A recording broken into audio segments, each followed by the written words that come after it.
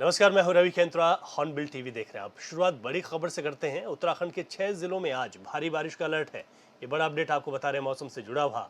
मौसम विज्ञान केंद्र देहरादून ने चेतावनी जारी की है। देहरादून, टिहरी, नैनीताल, चंपावत, चमोली, बागेश्वर में ये अलर्ट जारी किया गया है।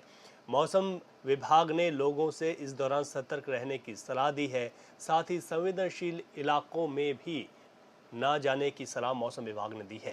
तो ये बड़ा अपडेट आपको बता रहे हैं। उत्तराखंड में मौसम का पिछले कई दिनों से पहाड़ों पर बारिश जारी है। एक बार फिर आज के लिए येलो अलर्ट जारी किया गया है। ऐसे में भारी बारिश इन जिलों में हो सकती है, तो आप सतर्क रहें, क्योंकि उत्तराखंड में बारिश का जो कहर है, हमने देखा है कि कई इलाकों में किस तरीके से आसमानी आफत बरसी है। ऐसे में जिन जिलों को मौसम विभाग ने अलर्ट मोड पर रखा है, जहां पर भारी बारिश की संभावना जताई है, यहां के लोगों को और इन जिलों के पहाड़ी क्षेत्र के लोगों को खासतौर पर अलर्ट रहना होगा, क्योंकि पहाड़ पर इस वक्त बारिश हो रही है और काफी नुकसान भी हुआ है।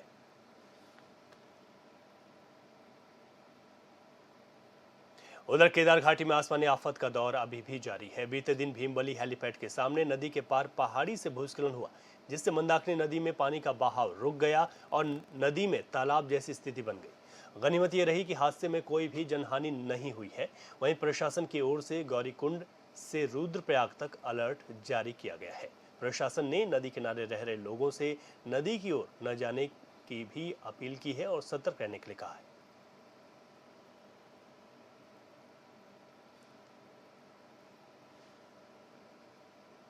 अधिक जानकारी लेते हैं, हमारे संवाददाता अरुण सैनी फोन लाइन पर हमारे साथ हैं।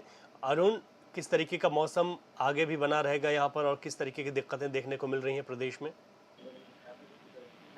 जी रवि, बिल्कुल देखिए, इस बार अगर मानसून सीजन की बात की जाए तो इस बार जो है बारिश जो है आफत बनकर आई है। जिस तरीके से मैदानी क्षेत्रों से लेकर पहाड़ी क्षेत्रों तक जनजीवन बिल्कुल अस्त व्यस्त है और ऐसे में लगातार जो है वो बारिश का कहर भी देखने को मिल रहा है। कई जगहों पर जो है मलबा गिरने से मार्ग बाधित भी हो रहे हैं। केदारनाथ की बात की जाए तो भीमबली में बादल भी फटा, उससे भी भारी नुकसान हुआ और कई लोगों की इसमें मौत भी हुई थी।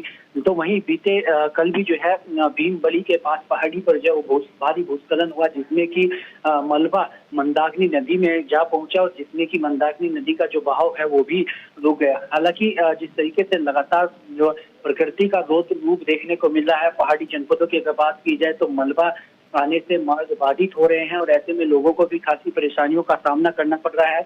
लगातार जो है अभी बात की जाए तो गौरीकुंड से लेकर रुद्रप्रयाग तक अलर्ट जारी किया गया है। जिस तरीके से बीते रोज जो है बारिश हो रही है, लगातार जो बारिश देखने को मिल रही है, तो ऐसे में कई जगहों पर जो है हादसे की भी संभावना देखी जा रही है और अति संवेदनशील जो मार्ग है वो बाधित भी है और ऐसे में वहां पर लोगों को जाने से रोका भी जा रहा है। तो यानी कि तमाम शासन प्रशासन बिल्कुल अलर्ट मोड पर इस वक्त है, क्योंकि जिस तरीके से भारी मलबा पहाड़ियों से लगातार आ रहा है, पहाड़ लगातार दरक रहे हैं, तो ऐसे में काफी परेशानियां लोगों को भी झेलनी पड़ रही है। इसी को देखते हुए मौसम विभाग की तरफ से जो है अलर्ट वो जारी किया गया है। ठीक है अरुण, बहुत शुक्रिया तमाम जानकारी के लिए आपका।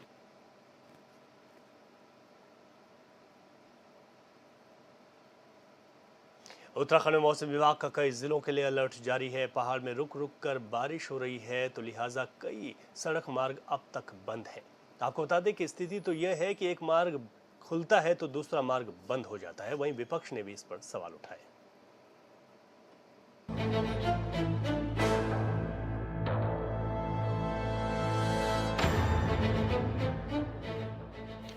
उत्तराखंड में लगातार हो रही भारी बारिश की वजह से केदारनाथ यात्रा को रोक दिया गया है। श्रद्धालुओं की सुरक्षा को देखते हुए जिला प्रशासन ने यात्रियों को सोनप्रयाग और गौरीकुंड में ही रोक दिया। राज्य में लगातार बारिश हो रही है। खराब मौसम का असर केदारनाथ यात्रा पर भी पड़ रहा है, जिसकी वजह से यात्रा प्रभावित हुई है। बारिश की वजह से 4 राज्य मार्ग और 10 संपर्क मार्गों पर मलबा आ गया है और रास्ते बंद हो गए हैं। केदारनाथ का जो पैदल मार्ग है, परंपरागत मार्ग है, वो सुचारू रूप से अभी तक चालू नहीं कर पाए। सरकार धीमी गति से काम कर रही है। सरकार का कोई इंटरेस्ट नहीं है, सरकार कोई गंभीर नहीं है, सरकार संवेदनशील नहीं है और सरकार कतई चाहती नहीं कि केदारनाथ धाम में लोग जाएं, गरीब लोग जाएं, असहाय लोग जाएं, स्थानीय लोग जाएं। जब आप 10 दिन में एक रास्ता साफ नहीं कर सकते हो, चलने लायक नहीं बना सकते हो, मैं समझता हूँ उस सरकार को कोई नैतिक अधिकार नहीं है कि केदारनाथ की बात करें। मंदाकिनी और अलकनंदा नदियां उफान पर हैं। उत्तराखंड में पिछले कई दिनों से लगातार बारिश हो रही है। कई जगह भूस्खलन और भूधसाव की वजह से मार्ग बंद हो गए हैं। ऐसे में लोगों को आवाजाही में काफी मशक्कत करनी पड़ रही है। इस पर कांग्रेस के प्रदेश उपाध्यक्ष संगठन एवं प्रशासन मथुरा दत्त जोशी ने कहा कि केदारनाथ का पैदल मार्ग अभी तक सुचारू नहीं हो पाया है। सरकार धीमी गति से काम कर रही है। सरकार का कोई इंटरेस्ट नहीं दिखता, ना ही सरकार संवेदनशील दिखती है। उन्होंने बड़ा सवाल खड़े करते हुए कहा कि सरकार नहीं चाहती कि वहां पर असहाय लोग, गरीब लोग केदारनाथ यात्रा पर जाएं। उन्होंने कहा कि सरकार को कोई नैतिक अधिकार भी नहीं है कि वह केदारनाथ की बात करें। देखिए, विरोध प्रदर्शन किस बात का करने जा रहे हैं? आप देखिए, पिछले दिनों जब उत्तराखंड में आपदा आई तब ये लोग यात्रा निकाल रहे थे। जिस तरीके से डिजास्टर रिस्पांस माननीय पुष्कर सिंह धामी जी के नेतृत्व में हो रहा है, मुझे नहीं लगता कि वो देश में कहीं भी इतना तेजी से हुआ होगा। जिस तरीके से SDRF, NDRF, पूरा प्रशासन, आपने देखा होगा मुख्यमंत्री जी खुद केदारनाथ रुद्रप्रयाग में मौजूद थे और मॉनिटर कर रहे थे। और जब मुखिया स्वयं मौजूद होता है तो जो गति होती है वो अलग होती है। वो गति हमने इस प्रदेश में देखी। समस्या यह नहीं है कि पहाड़ों में रुक रुक कर बारिश हो रही है। मौसम विभाग ने प्रदेश के कई जिलों में भारी बारिश का अलर्ट भी जारी किया है। मौसम विभाग के निदेशक डॉक्टर विक्रम सिंह ने बताया कि चमोली और बागेश्वर में भारी से बहुत भारी बारिश की संभावना है। वहीं उत्तरकाशी, रुद्रप्रयाग, देहरादून, टिहरी, पौड़ी, नैनीताल, चंपावत और पिथौरागढ़ में कहीं कहीं भारी बारिश होने की भी संभावना है। इसके अलावा अन्य जिलों में गर्जना के साथ आकाशीय बिजली चमकने की आशंका है। इस दौरान उन्होंने लोगों से विशेष सावधानी बरतने की अपील की है। रास्ते बंद हो गए कहीं कहीं पर, इन डिस्ट्रिक्ट में खासकर जहाँ पे भारी से बहुत भारी वर्षा है, या इसी तरह घाट गदरों में भी पानी बढ़ेगा। तो जो लोग उसके आसपास रह रहे हैं या जो लोग इसमें क्रॉस करने या इस तरह की जो पार करने की जो नदी नालों को वो कोशिश ना करें, तो कहीं ना कहीं चपेट में आते हैं। इसी तरह जो लैंडस्लाइड जोन है उनके आसपास रह रहे हैं, उनको भी काफ़ी सतर्क रहने की ज़रूरत है। तो कल और परसों जो एक्टिविटी वेदर की वो बढ़ेगी। तो यही मैं अभी कहना चाहूँगा। नमस्कार। पहाड़ों में मार्ग बंद होने के बाद यात्रियों के साथ ही स्थानीय लोगों को भी परेशानियों का सामना करना पड़ रहा है। लिहाजा विपक्ष सवाल उठा रहा है और सरकार से पूछ रहा है। इधर बीजेपी के प्रवक्ताओं का कहना है कि सरकार आपदा को लेकर तेजी से काम कर रही है। राज्य के मुखिया पुष्कर सिंह धामी खुद ही एक्टिव है। उत्तराखंड पहाड़ी राज्य है। पहाड़ों में बरसात के समय में भूस्खलन होते रहा है। पहाड़ों में पहले भी लोग परेशान थे और आज भी। जब राज्य में बीजेपी की डबल इंजन वाली सरकार है तो भी लोग परेशान ही हैं। लिहाजा यह बात समझ से परे है कि सरकार किस बात को लेकर दावा करती है। गदरपुर में बीजेपी कार्यकर्ताओं ने उत्तराखंड ओलंपिक संघ के प्रदेश अध्यक्ष महेश नेगी का भव्य स्वागत किया है। इस मौके पर महेश नेगी ने कहा कि उत्तराखंड सरकार लगातार खिलाड़ियों को आगे बढ़ाने की कोशिश करती है। खेल महाकुंभ के जरिए ग्रामीण क्षेत्र की प्रतिभाओं को आगे लाने की भी कोशिश की गई और धामी सरकार वर्तमान में खिलाड़ियों के लिए 4% सरकारी नौकरियों में कोटा भी आरक्षित कर चुकी है।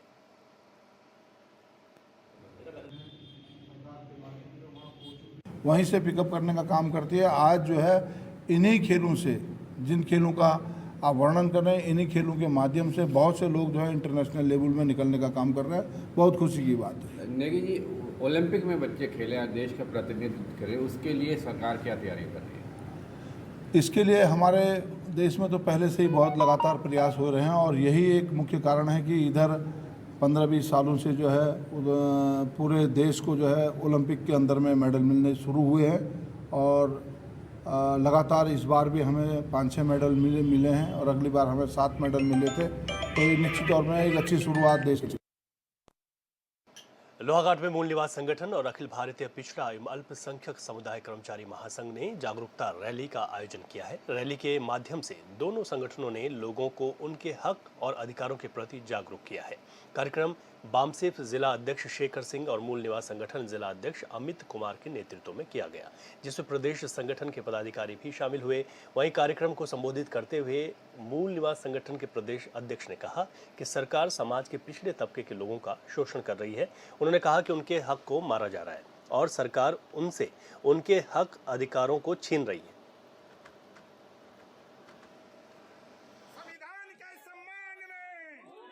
लेकिन हुआ क्या है, 75 साल में ही इस देश में ऐसी ताकतें आज मजबूत हो गई हैं, जो उस संविधान को खत्म करके इस देश को फिर से पुराने जो एक बड़ा पिछड़ेपन का अंधकार का भारत था वो बनाने पे तुली हुई है। इसीलिए ये जो हमारा वाम सेफ है, मूल निवासी संघ है, इन लोगों ने एक बहुत बड़ा एक अभियान चलाया हुआ है देश भर में, BS4 का अभियान। इसके तहत भारतीय संविधान सुरक्षा, संवर्धन और सम्मान का कार्यक्रम चल रहा है। ये पूरे देश में लगभग 300 से भी ज़्यादा जिलों में कार्यक्रम एक साथ चल रहा है। उसी के तहत आज ये चंपावत जिले का भी कार्यक्रम हो रहा है, जिसमें ना एक तरफ सरकारों को हम चेताने का काम कर रहे हैं कि इस देश का अगर उद्धार और कल्याण हो सकता है तो सिर्फ भारत के संविधान के माध्यम से हो सकता है। जो बंटवारा होना चाहिए, जो 85% हमारा समाज है उसका हमको जो हक मिलना चाहिए सरकार की, चाहे वो नौकरियां हो, चाहे वो शिक्षा के क्षेत्र में हो, चाहे वो स्वास्थ्य के क्षेत्र में हो, चाहे इंडस्ट्री के क्षेत्र में, हमारे लोगों का 85% हिस्सा है, वो 85% हिस्सा हम लोगों को चाहिए। उसके लिए हाँ, जो प्राइवेटीकरण, निजीकरण किया जा रहा है उसको हमको सरकारीकरण करना है। जितने भी प्राइवेट स्कूल और यूनिवर्सिटियां बनाई जा रही हैं उनका सरकारीकरण करना है। जितने भी अस्पताल ये 5 स्टार खोले जा रहे हैं जिनमें इलाज तो होता है लेकिन घर और जमीन बेच के होता है, इन सब प्राइवेट कॉलेजों को, हॉस्पिटलों को, इनको सरकारीकरण करना। धर्मनगरी हरिद्वार में आज सावन के चौथे सोमवार पर शिवालय में भक्तों का जनसैलाब उमड़ा है। सुबह से ही शिव भक्त जलाभिषेक कर महादेव की आराधना में लीन है। हरिद्वार के सभी मंदिरों में भक्तों की लंबी लंबी कतार लगी हुई है, तो वहीं सुरक्षा व्यवस्था को देखते हुए पुलिस प्रशासन ने भी चाक चौबंद व्यवस्थाएं की हैं।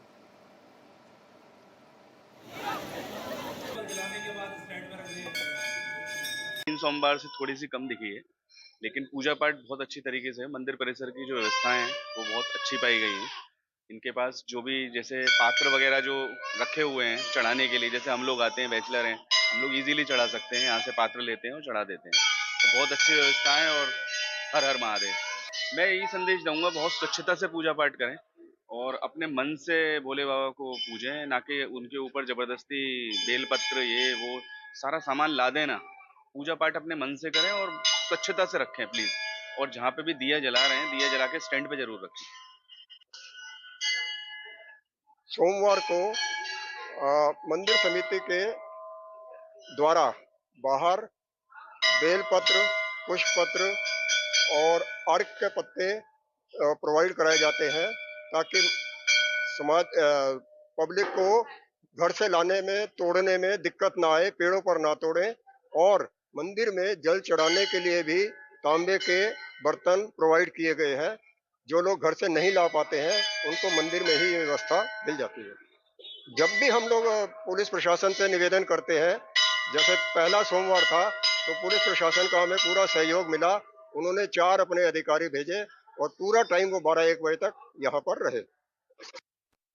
ग्वालदम राष्ट्रीय राजमार्ग पर लोल्टी के पास नागोली में खुली अंग्रेजी शराब की दुकान का महिलाओं ने विरोध किया है। शनिवार से ही दुकान का उद्घाटन होने के बाद महिलाओं ने विरोध शुरू कर दिया था और अब महिलाओं ने शराब की दुकान के आगे सरकार समेत आबकारी विभाग के खिलाफ मोर्चा खोल दिया है।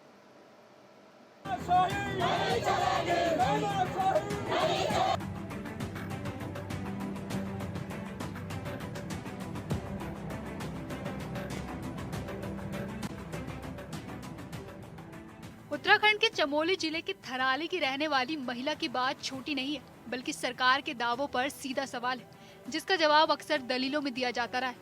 थरारी गलवदाम राष्ट्रीय राजमार्ग पर लोटली के पास नागुली में खुली शराब की दुकान का स्थानीय लोग भारी विरोध कर रहे हैं और पुलिस वाले कानून की दुहाई दे रहे हैं। स्थानीय लोगों का आरोप है कि शराब की दुकान से छोटे छोटे बच्चों का भविष्य बिगड़ रहा है। इलाके में अस्पताल तो है लेकिन जाँच की सुविधा नहीं, सड़कें ठीक नहीं है, स्कूल में बेहतर शिक्षा नहीं दी जा रही और सरकार इलाके में शराब की दुकान खोलकर लोगों के भविष्य के साथ खिलवाड़ कर रही है। आने वाले समय में बच्चों के लिए और भविष्य में ऐसे छोटे छोटे बच्चों भी बिगड़ जाएंगे और रास्ते में स्कूल भी है, हमारी कॉलेज भी है और सभी बच्चे बिगड़ जाएंगे। यहाँ पर रखिए हम ये विरोध इसलिए कर रहे हैं कि हमें शराब की भट्टी नहीं खोलनी है। कुछ वार्ता हुई है, यही बात हुई कि आगे से लिख दे रखेंगे। नागुली में खुली शराब की दुकान के विरोध में स्थानीय महिलाएं सड़कों पर उतर आए, सड़क जाम कर दी और दुकान का भारी विरोध किया। स्थानीय जनप्रतिनिधियों और सरकार समेत आबकारी विभाग के खिलाफ जमकर नारेबाजी की।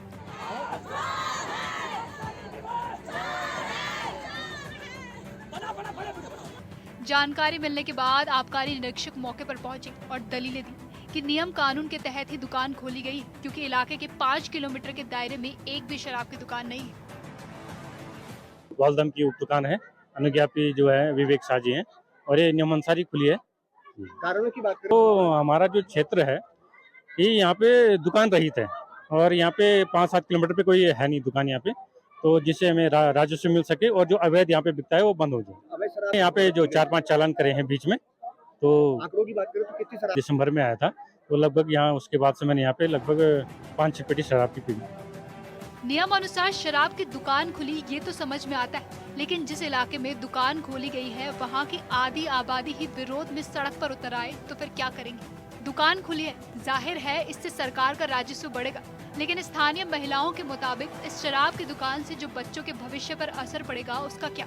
विरोध कर रही इन महिलाओं के आरोप कहीं से भी गलत नहीं है। ध्यान नहीं देता, दारू की भट्टी पे ध्यान दे रहे हैं दारू की भट्टी पे ध्यान दे रहे हैं। लोगों को इलाज नहीं मिल रहा है। थराली में इतना बड़ा हॉस्पिटल है, ना सोनोग्राफी मशीन है, ना एक्सरे मशीन है।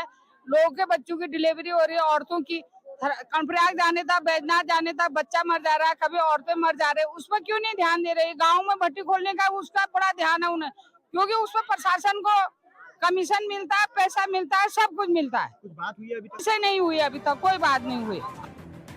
नागलो की सैकड़ों महिलाओं का कहना है कि अंग्रेजी शराब की दुकान खुल जाने से क्षेत्र का माहौल खराब होगा।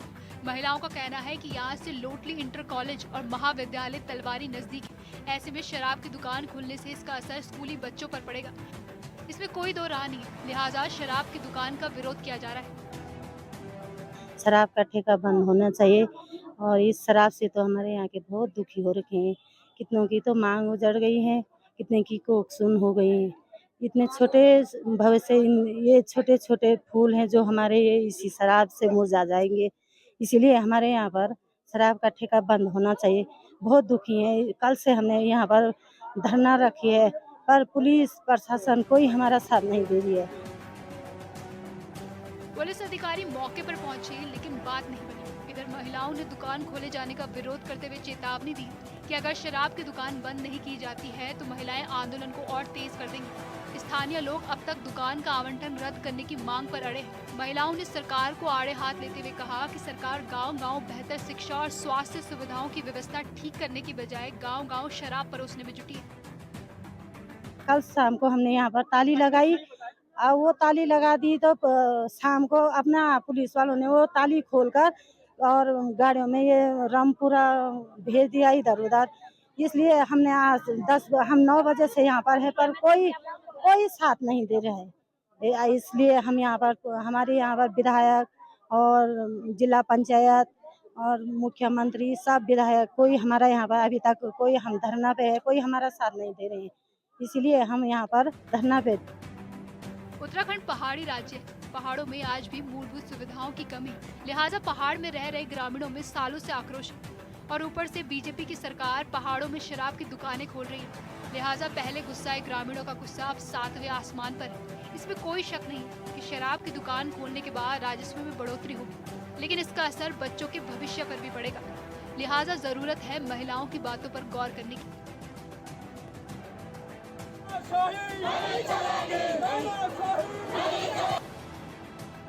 Bureau report, hornbill TV. Badrinath और मंगलौर विधानसभा उपचुनाव में कांग्रेस को मिली जीत को लेकर कांग्रेस के नेताओं और कार्यकर्ताओं में भारी उत्साह है। यही वजह है कि कांग्रेस अब होने वाले केदारनाथ विधानसभा उपचुनाव को लेकर रणनीति बना रही है और जीत का दावा भी कर रही है।